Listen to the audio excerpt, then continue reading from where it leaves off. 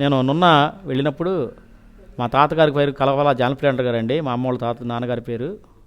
ఆయన ఎడ్డుబండి వ్యవసాయం ఉండేయండి. వాళ్ళు పెదాటపల్లి జోసెఫ్ తంబి గారి తిన్నాళ్ళకి వెళ్ళేవాళ్ళండి. ఆ పెదాటపల్లి జోసెఫ్ తంబి గారి తిన్నాళ్ళకి వెళ్ళి మరి ఒడ్ల బస్తాలు కానుకలు ఇచ్చేవాళ్ళండి. సమాజ్ చుట్టూ తిరిగి వాళ్ళు బోడిగుండలు చేయించుకునేవాళ్ళు కాదు, కానీ ఆ యొక్క ఒడ్లు ఇచ్చేవాళ్ళు. ఆడ పంది మాసం తెచ్చుకొని తినేవాళ్ళు అక్కడే. మరి గుమ్మడి జీరాజు గారు, మరిదాస్ గారు నాటకాలు చూసేవాళ్ళు. ఈ జోసెఫ్ తంబి గురించి మీకు 2 ముక్కలు చెప్పాలి. ఈ జోసెఫ్ తంబి అనే అతను పుట్టింది తమిళ కుటుంబంలో అయినా భారతదేశంలో కాదు, వియత్నాం దేశంలో పుట్టాడు.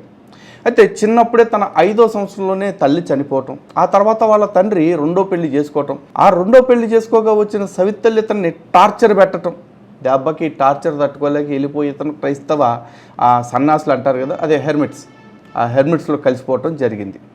ఆ తర్వాత నుంచి అక్కడే మత ప్రబోధకుడిగా మారి తిరిగి తెలుగు రాష్ట్రాల్లో ఎక్కువగా పనిచేయడం జరిగింది. మరీ ముఖ్యంగా ఈ పెద్దావుటుపల్లి అని చెప్పేసి గన్నవరం దగ్గర ఒక ఏరియా ఉంది, ఆ ఏరియా చుట్టుపక్కల ఎక్కువగా పనిచేశాడు. ఆ తర్వాత 55 ఏళ్లకే తను ప్రభువునందు మహిమ నిద్రపోయాడు, అంటే పోయాడు. ఆ పోయిన తర్వాత ఆ సమాధి అక్కడే పెట్టారు. దరిద్రం ఏంటంటే ఇప్పుడు ఆ సమాధిని పూజ చేయడం కోసం ఏడాది కోపాలు తిరణాలు చేస్తారు, సంవత్సరానికి 3 రోజులు అని చెప్పేసి ఆ తిరణాలకి తండాలుగా ఈ కథోలికా బ్యాచ్ అంతా వెళ్తూ ఉంటారు. ఆ తిరణాల దగ్గర చెప్తున్నాడు కదా, వాళ్ళు వాట్ల బత్తాలు ఇస్తారు, పందులు కోసుకుని తింటారు అంట. మరి పందుల్ని తినడానికి ఆ తిరణాలు చేస్తారు అని చెప్పేసి ఈ విషయం ద్వారా, ఈ సాక్ష్యం ద్వారా మనకి బోధపడతా ఉంది.